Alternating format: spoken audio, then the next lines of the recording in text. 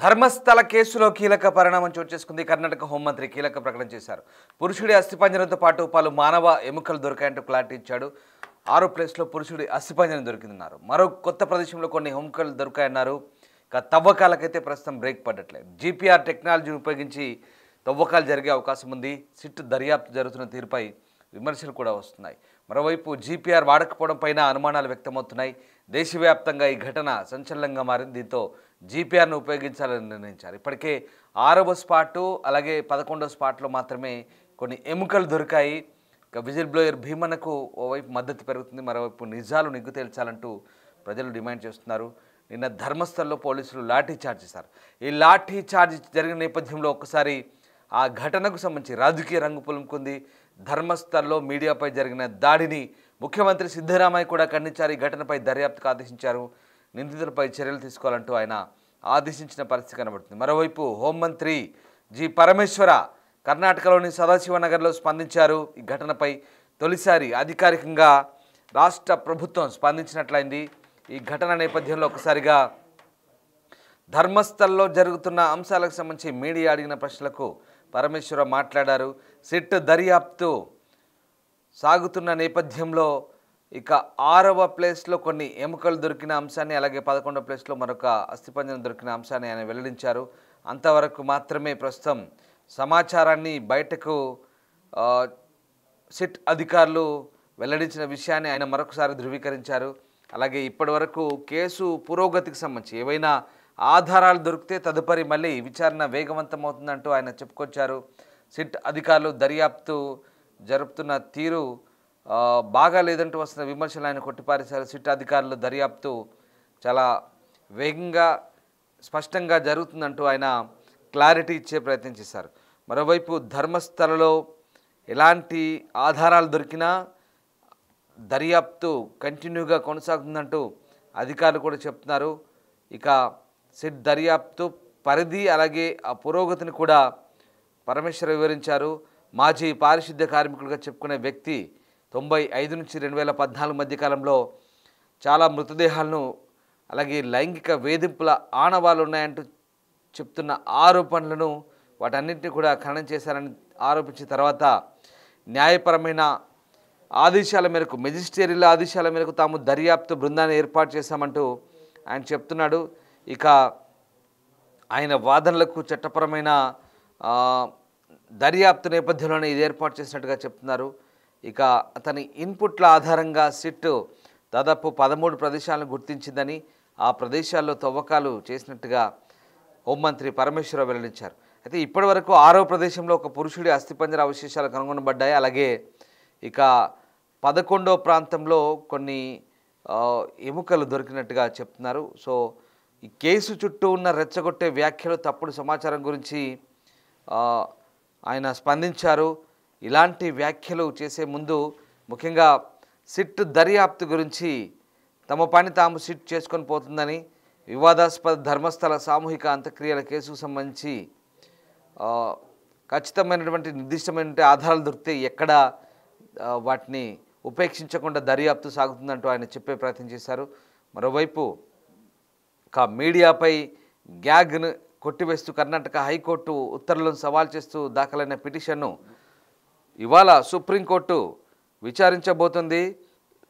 ధర్మస్థలలో ఈ గ్యాగ్ ఆర్డర్స్ను ఎత్తివేయాలంటూ మళ్ళీ వీరేంద్ర హెగ్డే సోదరుడు హర్షేంద్ర కుమార్ మళ్ళీ సుప్రీంకోర్టులో ప్రత్యేక పిటిషన్ దాఖలు చేశారు. ధర్మస్థల పోలీస్ స్టేషన్లో పారిశుద్ధ్య కార్మికుడు దాఖలు చేసిన ఫిర్యాదు ఆధారంగా ఎఫ్ఐఆర్లో తమపై ఎలాంటి ఆరోపణలు లేనప్పటికీ ఆన్లైన్లో, సోషల్ మీడియాలో తమ కుటుంబం అలాగే ఆలయం సంస్థలపై తప్పుడు ప్రచారం, పరువు నష్టం కలిగించే ప్రకటనలు చేస్తున్నారని, దీన్ని ఆపడానికి ఉత్తర్వులు జారీ చేయాలంటూ హర్షేంద్ర కుమార్ ఈ దావాలో సుప్రీంకోర్టును మళ్ళీ విజ్ఞప్తి చేశారు. ఇప్పటికే హర్షేంద్ర కుమార్ సోదరుడు వీరేంద్ర హెగ్డే సోదరుడు హర్షేంద్ర కుమార్ మీడియాపై గ్యాగ్ ఆర్డర్స్ గతంలో బెంగళూరు సిటీ సివిల్ కోర్టు నుంచి తీసుకొచ్చారు. సుమారు 8,000 యూట్యూబ్ ఛానళ్ళు లింకులు, 8,000 లింకులను పరువు నష్టం కింద వాటిని తొలగించడం జరిగింది కూడా ఆల్రెడీ. అయితే వాటికి తీసుకొచ్చిన గ్యాగ్ ఆర్డర్స్కు కొనసాగింపుగా ఇవ్వలేమంటూ కర్ణాటక హైకోర్టు స్పష్టం చేయడంతో ఆర్డర్లను కూడా ఎత్తివేశారు. అయితే ఈ అంశాన్ని మళ్ళీ హైకోర్టు తీర్పును మళ్ళీ సుప్రీంకోర్టులో సవాల్ చేశారు హర్షేంద్ర కుమార్. ఇవాళ హైకోర్టు తీర్పుకు దాఖలైనటువంటి ఈ పిటిషన్ అత్యవసరంగా విచారించేందుకు సుప్రీంకోర్టు ధర్మాసనం కూడా ఇవాళ దాన్ని బెంచ్ మీదకి తీసుకెళ్తుంది. సతీష్ చంద్ర శర్మ, వినోద్ చంద్రన్తో కూడిన ధర్మాసనం ఇవాళ దాన్ని లిస్ట్ చేసింది సుప్రీంకోర్టులో. సో ధర్మస్థలలో జరుగుతున్న అంశాల ఆధారంగా తమపై వస్తున్న తప్పుడు కథనాలకు సంబంధించి మళ్ళీ వీరేంద్ర హెగ్డే సోదరుడు మళ్ళీ సుప్రీంకోర్టును అయితే ఆశ్రయించారు. సుప్రీంకోర్టు మెట్లెక్కారు. సో మొత్తం మీద ధర్మస్థల కేసులో కీలక పరిణామం అయితే చోటు చేసుకుందని చెప్పొచ్చు. కర్ణాటక హోంమంత్రి పరమేశ్వర అధికారికంగా స్పందించారు. దేశవ్యాప్తంగా సంచలనం సృష్టించిన ఈ సామూహిక ఖననాల కేసుకు సంబంధించి ఆయన మాట్లాడారు. ప్రత్యేక దర్యాప్తు బృందం జరుపుతున్న తవ్వకాల్లో పురుషుడి అస్థిపంజరంతో పాటు మానవ ఎముకలు లభ్యమైనట్లుగా పరమేశ్వర తొలిసారి అధికారికంగా ధృవీకరించారు. ఆయన ఈ కేసుకు సంబంధించి కొన్ని అంశాలనైతే వెల్లడించారు. గుర్తు తెలియని వ్యక్తి తాను 13 ప్రాంతాల్లో మృతదేహాలను పాతిపెట్టినట్టు చేసిన ఫిర్యాదు ఆధారంగా తాము మెజిస్టేరియల్ దర్యాప్తుకు ఆదేశించామని చెప్పారు. ఇక ఈ లభ్యమైన అన్ని అవశేషాలను ఫోరెన్సిక్ సైన్స్ ల్యాబొరేటరీకి ఎఫ్ఎస్ఎల్కు పంపామంటూ ఆయన స్పష్టం చేశారు. ఇంకా అవసరమైతే దర్యాప్తును వేగం పెంచుతామని, మరికొద్ది రోజుల పాటు దర్యాప్తు సాగుతుందంటూ ఆయన చెప్పుకొస్తున్నాడు. ఫిర్యాదుదారుడు మేజిస్ట్రేట్ ముందు సెక్షన్ 164 కింద వాంగ్మూలం ఇచ్చారని, తాను వందల సంఖ్యలో మృతదేహాలను పూడ్చిపెట్టినట్టు చెప్పడంతో ప్రభుత్వం ఈ కేసును తీవ్రంగా పరిగణించి సిట్ ఏర్పాటు చేసిందంటూ పరమేశ్వర గుర్తు చేశారు. దర్యాప్తులో ప్రభుత్వం ఎలాంటి జోక్యం చేసుకోదని, శాస్త్రీయంగా సాంకేతిక పరిజ్ఞానంతో నిజాలు నిగ్గు తేల్చాలని సిట్కు పూర్తి స్వేచ్ఛనిచ్చినట్టుగా ఆయన వెల్లడించారు. మొత్తం మీద మరోవైపు ఇప్పటివరకు కేసులో ఎలాంటి పురోగతి లేదు.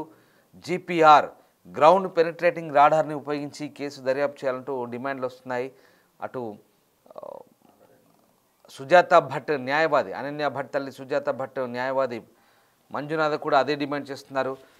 జీపీఆర్ పరిశోధన ద్వారా బురదలో, మట్టిలో, నీళ్ళలో కూరుకుపోయిన అవశేషాలను కూడా గుర్తించవచ్చంటూ వాళ్ళు డిమాండ్ చేస్తున్నారు. చాలామంది మానవ హక్కుల సంబంధించినటువంటి న్యాయవాదులు అలాగే స్థానికులు కూడా ఇదే డిమాండ్ చేస్తున్నట్టు తెలుస్తుంది. దీంతో జీపీఆర్ను ఉపయోగించి ఇకపై మళ్ళీ రీఇన్వెస్టిగేషన్ చేయబోతున్నారా, లేదా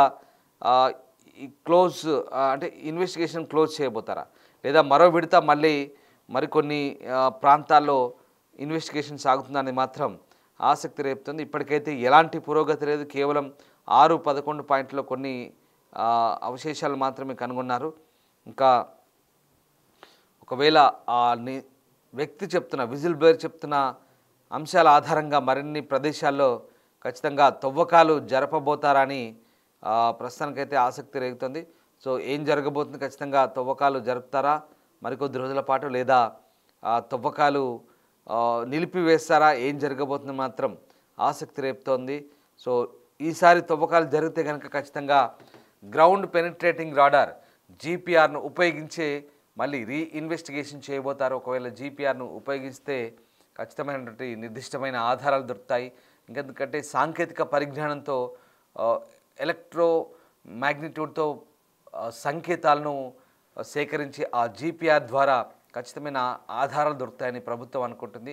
కాస్త ఖర్చుతో కూడుకున్న పని అయినప్పటికీ కూడా జీపీఆర్ను ఉపయోగించి ఈసారి చాలా క్లియర్గా మళ్ళీ ఆ దర్యాప్తును చేస్తారు. ఆనవాళ్ళను కనుగొనేందుకు, ఆధారాలను సేకరించేందుకు జీపీఆర్ను వాడే ఛాన్స్ ఉన్నట్టుగా చెప్తున్నారు. ఏదేమైనా ధర్మస్థల కేసుకు సంబంధించి పెద్ద పురోగతి అయితే ఏం లేదు.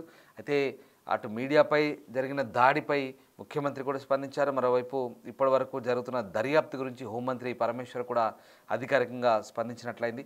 సో మొత్తం మీద దర్యాప్తు జరుగుతుందా లేదా, ఏం జరగబోతుందని మాత్రం మళ్ళీ ఫర్దర్గా ఇది కంటిన్యూ అవుతుందా లేదా ఇక్కడితో ఆపుతారా, ఏం జరగబోతుందని మాత్రం సిట్ అధికారుల త్వరలోనే వెల్లడించే ఛాన్స్ కనిపిస్తోంది.